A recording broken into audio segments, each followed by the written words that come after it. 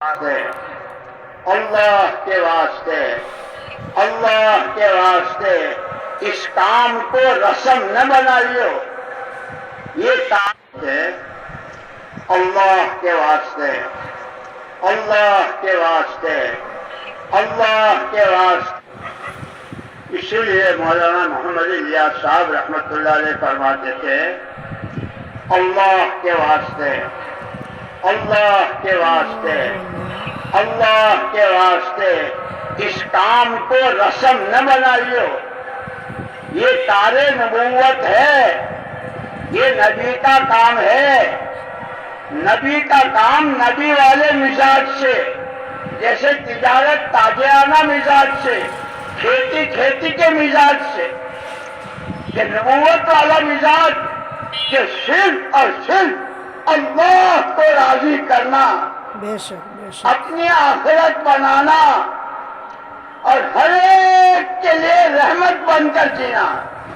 کہ رحمت للعالمین وما ارسلناک الا رحمت للعالمین، کہ نبی کا امتی جہاں بھی رہے، اندھیرے میں، اجالے میں، مالداری میں، غربت میں، بیماری میں، تندرستی میں، سفر میں، حضر میں، مقام پر باہر، کہ محمد رسول اللہ صلی اللہ علیہ وسلم خدا کی مخلوق کے حق میں رحمت بن کر جیے، یہ نبوت کا مثال ہے، ہم کو دیا گیا ہے۔ اور اس کو صحابہ کرام رضوان اللہ تعالی اجمعین نے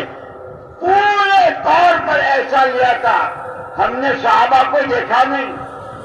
لیکن جب بھی کسی صحابی کا نام آتا ہے فوراً رضی اللہ عنہ، رضی اللہ، اللہ ان سے راضی ہے، دعائیں نکلتی ہیں۔ ذلك لمن اس لیے میرے خشي دوستوں مولانا الیاس صاحب رحمۃ اللہ علیہ فرماتے تھے یہ تاج نبوت ہے، اس کو رسم بنائیے۔ اور پھر مثال دی تھی،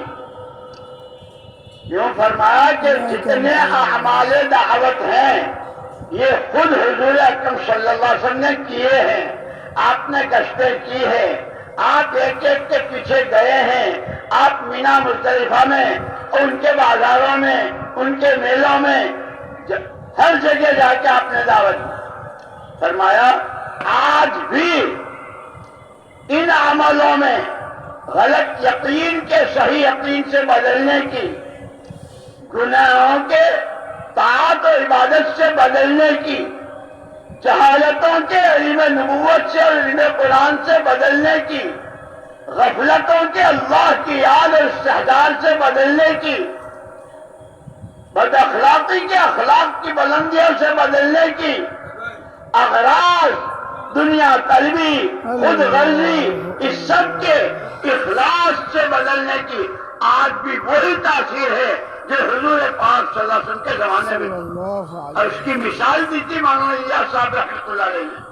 کہ جیسے لیمو ہے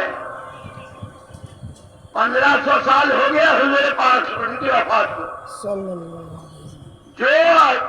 تاثیر لیمو میں حضور کے زمانے میں تھی پانی کو کھٹا کرنے کی، کتنے زلزلے، کتنے طوفان، کتنی جنگیں، کیا کیا دنیا میں ہوا،